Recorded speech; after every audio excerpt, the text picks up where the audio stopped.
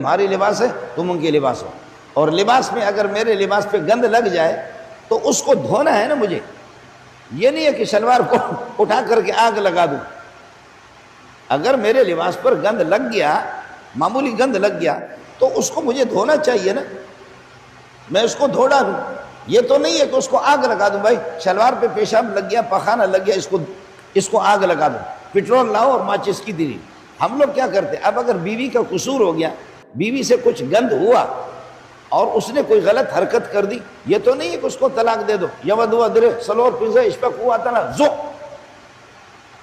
ایسے ظالم جا کر کے کہتے ہیں غصے میں آ کر کے بیوی سے تھوڑی سی غلطی ہوگی اس کو طلاق دے دی۔ تو بھائی آپ اپنے لباس کو جب طلاق نہیں دیتے، قرآن کہتے بیوی تمہارے لباس ہے، جب آپ اپنے لباس کو آگ نہیں لگاتے تو گھر کو کیوں آگ لگاتے ہو؟ گھر کو کیوں آگ لگاتے ہو؟ اور بیوی کی تھوڑی سی غلطی ہو گئی، بیوی کی تھوڑی سی غلطی ہو گئی، جناب سسرال والوں کو، سسر کو کہتے تمہاری ماں، اور ساس کو کہتے تمہاری ماں، اور سالے اور برادر نسبتی کہتے تمہارے فلان تمہارے فلان تمہارے فلان تمہارے فلان۔ یہ چکر کیا ہے بھائی؟ اگر غلطی ہو گئی اس کے اعلان کرنے کی ضرورت کیا ہے؟ اگر تمہارے کپڑوں پر پاخانہ لگ جائے تم اعلان کرو گے؟ قرآن کہتے ہیں بیوی تمہارے لباس ہے، اور لباس پر اگر کچھ گند لگ بھی جائے تو چوری چھپکے سے اس کو دھو ڈالو۔ آدمی جاتا ہے قضاء حاجت میں، باتھ روم میں چلا جاتا ہے، کبھی پیشاب لگ جاتا ہے اس کے کپڑوں پر، کبھی پاخانہ لگ جاتا ہے، آدمی اس کو دھوتا ہے، دھو ڈالو نا اس کو۔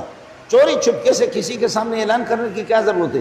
بیوی سے تھوڑی سی غلطی ہو گئی، وہ ظالم کا بچہ اعلان کرتا ہے، او پورا ڈھنڈورا پیٹے گا کہ یہ ہوا یہ ہوا یہ ہوا، سسرال والوں کو بھی گالیاں دے دے، اور اللہ کو برادر نسبتی جس کو سالہ کہا جاتا ہے ان کو بھی گالیاں دے دے، اور سالیوں کو بھی گالیاں دے دے، پورے خاندان کی فلاں کو جیسے کی تیسے کی تیسے، پورا جو ہے نا آسمان سر پہ اٹھائے گا۔ ہن لباس لکم وانتم لباس لہن۔ لیکن یہ زندگی کی گاڑی یہ کس طرح چلے گی؟ راحت والی زندگی کس طرح ہوگی؟ اس میں ایک نظام ہے، ایک نظام کے تحت، اس نظام کی پابندی کریں گے میاں بیوی دونوں، اس نظام کی پابندی کریں گے تو پھر انشاءاللہ یہ کہ زندگی راحت والی زندگی گزرے گی۔ السلام علیکم ورحمۃ اللہ وبرکاتہ۔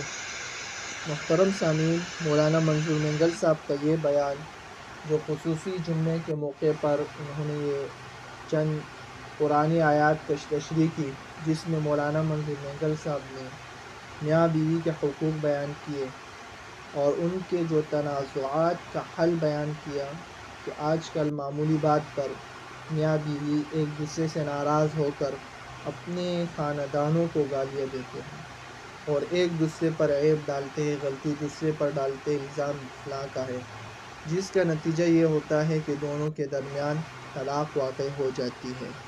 تو مولانا منظور مینگل صاحب نے طلاق واقع ہونے کی وجوہات، وجہ بیان کی، یہ طلاق کیوں واقع ہوتی ہے، ناراضگی کیوں ہوتی ہے، کیونکہ وہ ایک دوسرے کی غلطیوں کو نظر انداز نہیں کرتے، غلطی ہونے کے بعد اس کی اصلاح نہیں کرتے، بلکہ ڈائریکٹ اصلاح کرنے کے باوجود وہ کیا کرتے ہیں، ایک دوسرے سے جدا ہونا اور گالیاں گلوچ اختیار کرتے ہیں، جو کہ نہ شریعت کا یہ طریقہ ہے، نہ ہمارے معاشرے کا یہ رواج ہے، بلکہ ایک پیار محبت سے اس بات کو حل کیا جائے کہ یہ غلطی کیوں ہے، غلطی اگر چھوٹی ہو تو اس کو معاف کیا جائے، اگر وہ غلطی معاف کرنے کے قابل نہیں تو پھر ایسا راستہ اختیار کیا جاتا ہے جس کے لیے سخت وعید ہے۔ یقیناً طلاق ایک جائز عمل ہے، لیکن حلال چیزوں میں سب سے ناپسندیدہ عمل اللہ کے ہاں طلاق ہے۔ تو ہمیں مسلمانوں کو چاہیے کہ ایسی چھوٹی غلطیوں پر، معمولی باتوں پر ناراض نہ ہو اور نظر انداز کیا کرے، کیونکہ اچھی زندگی گزارنے کے لیے عفو درگزر کرنا یہ ضروری ہے۔ اللہ رب العزت ہمیں مولانا منظور مینگل صاحب کی وہ باتیں جو قرآن حدیث کی ہے، صحابہ کی ہو، تابعین تبع تابعین کی ہو، ان پر عمل کرنے کی توفیق عطا فرمائے۔